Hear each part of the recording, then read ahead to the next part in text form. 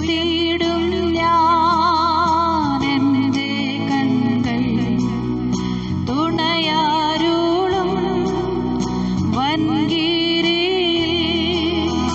ഉയർത്തിയിടും ഞാൻ എൻ്റെ കണ്ണുകൾ തുണയാരുളും വൻകീരിയിൽ.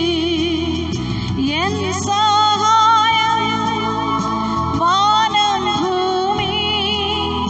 അഖിലം വാഴും യഹോവയിൽ. എൻ സഹായം വാനം ഭൂമി അഖിലം വാഴും യഹോവയിൽ. ദൈവവചന ചിന്തകൾ കേൾക്കുന്ന എല്ലാ മാന്യ ശ്രോതാക്കൾക്കും ക്രിസ്തീയ വന്ദനം. ഇയ്യോബിൻ്റെ പുസ്തകം 11-ാം അധ്യായം 14-ാമത് വാക്യം 2-ാം ഭാഗം ഇങ്ങനെ വായിക്കുന്നു: നീതികേട് നിന്റെ കൂടാരങ്ങളിൽ പാർപ്പിക്കരുത് എന്ന വചനമാണ്. ഒരു ഭക്തൻ്റെ കൂടാരത്തിനകത്ത് ദൈവത്തിൻ്റെ സാന്നിധ്യം നിലനിൽക്കണമെങ്കിൽ, ദൈവകൃപ നമ്മുടെ ഭവനത്തിനകത്ത് നമുക്ക് അനുഭവിപ്പാൻ കഴിയണമെങ്കിൽ, നീതികേട് നമ്മുടെ കൂടാരത്തിനകത്ത് വസിക്കുന്ന പശ്ചാത്തലം കടന്നു വരാൻ പാടുള്ളതല്ല എന്നുള്ള ആഴമായ ചിന്ത തന്നെയാണ്. 5-ാം സങ്കീർത്തനത്തിൻ്റെ 5-ാം വാക്യം വായിക്കുന്നത്: അഹങ്കാരികൾ നിന്റെ സന്നിധിയിൽ നിൽക്കയില്ല, നീതികേട് പ്രവർത്തിക്കുന്നവരെ ഒക്കെയും നീ പകയ്ക്കുന്നു എന്നുള്ള വാക്കുകളാണ്. ദൈവത്തിൻ്റെ സാന്നിധ്യം നമ്മുടെ കൂടാരത്തിനകത്തുണ്ടാകണമെങ്കിൽ നാം താഴ്മയോടും നീതിയോടും പരമാർത്ഥതയോടും കൂടിയുള്ള ഒരു ജീവിതം കഴിക്കുന്നെങ്കിൽ മാത്രമേ അത് സാധ്യമാകുന്നുള്ളൂ എന്നതാണ്. ഇയ്യോബിൻ്റെ പുസ്തകം 1-ാം അധ്യായം 1-ാം വാക്യത്തിൽ തന്നെ ഓർപ്പിക്കുന്നത്, ഇയ്യോബിൻ്റെ ഭവനത്തിനകത്ത് നീതികേട് പ്രവർത്തിക്കുന്ന ഒരു സാഹചര്യം ഉണ്ടാകാതിരിക്കേണ്ടതിന് ഓരോ ദിവസങ്ങളും താൻ തന്നെ സൂക്ഷിക്കുകയും തൻ്റെ മക്കളുടെ ജീവിതത്തിനകത്ത് എവിടെയെങ്കിലും പോരായ്മ വന്നു പോകുമോ എന്ന് ഭയപ്പെട്ടിട്ട് അവരുടെ എണ്ണത്തിനൊത്തവണ്ണം ദൈവസന്നിധിയിൽ യാഗം കഴിക്കുന്നതായും ഓർമ്മപ്പെടുത്തി പറയുന്നുണ്ട്.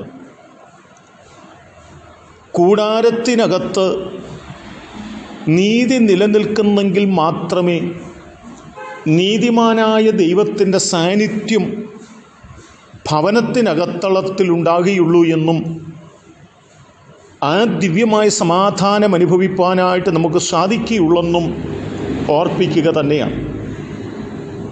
ഉൽപ്പത്തി പുസ്തകം 6-ാം അധ്യായം 9-ാം വാക്യത്തിലും ഈ വാക്കുകളെക്കുറിച്ച് ഓർമ്മപ്പെടുത്തി ഉണർത്തുന്നുണ്ട്. 55-ാം സങ്കീർത്തനത്തിൻ്റെ 22-ാം വാക്യം പറയുന്നത്: നിന്റെ ഭാരം യഹോവയുടെ മേൽ വെച്ചുകൊള്ളുക, അവൻ നിന്നെ പുലർത്തും, നീതിമാൻ കുലുങ്ങിപ്പോകുവാൻ അവൻ ഒരു നാളും സമ്മതിക്കുകയില്ല. ഒന്ന്, നമ്മുടെ കൂടാരം വിശുദ്ധമായിരിക്കണം. 2, നാം വിശുദ്ധരും വിശുദ്ധിക്ക് വേണ്ടി നീതിപ്രവർത്തികൾ ചെയ്തുകൊണ്ട് ജീവിക്കുന്നവരുമായിരിക്കണം എന്നുമുള്ളതാണ്.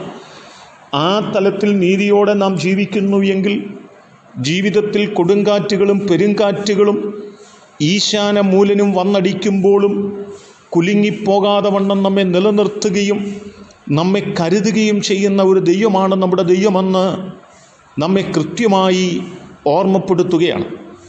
ആകയാൽ എന്നെ കേൾക്കുന്ന പ്രിയപ്പെട്ടവരെ, ദൈവത്തോടു കൂടെ വസിപ്പാൻ വേണ്ടി ദൈവത്താൽ വിളിച്ചു വേർതിരിക്കപ്പെട്ടിരിക്കുന്ന ഞാനും നിങ്ങളും നമ്മുടെ വീട്ടിനകത്ത് അനീതി പ്രവേശിക്കാതിരിക്കുകയും നീതികേടിനെ നമ്മുടെ കൂടാരത്തിനകത്ത് പാർപ്പിക്കാതിരിക്കുകയും നീതിയോടും പരമാർത്ഥതയോടും കൂടി ജീവിക്കുകയും ജീവിതത്തിലെ ഏത് പ്രതിസന്ധിയുടെ നടുവിലും കുലുങ്ങിപ്പോകാതെ നിലനിൽക്കുന്ന ഒരു ക്രിസ്തീയ ജീവിതത്തിൻ്റെ ഭാഗമായി തീരേണ്ടതിനും നാം നമ്മെ തന്നെ സമർപ്പിക്കുന്നവരായി തീരാം.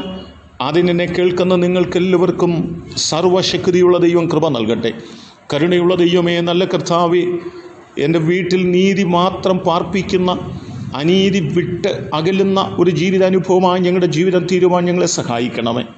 ഞങ്ങളുടെ ജീവിതത്തിൽ നേരിടുന്ന ഏത് പ്രതിസന്ധിയുടെ നടുവിലും നീതിയോടെ ഞങ്ങൾ ജീവിക്കുന്നുവെങ്കിൽ ഞങ്ങൾ കുലുങ്ങിപ്പോകാതെ ഞങ്ങളെ കാത്തുപരിപാലിക്കുന്ന ഒരു ദൈവത്തെക്കുറിച്ച് മനസ്സിലാക്കി ആ നിലകളിൽ ജീവിപ്പാൻ ഞങ്ങളെ പ്രാപ്തരാക്കണമേ. ദൈവം സഹായിക്കുന്നത് കൊണ്ട് സ്തോത്രം. യേശു കർത്താവിൻ നാമത്തിൽ തന്നെ ആമേൻ.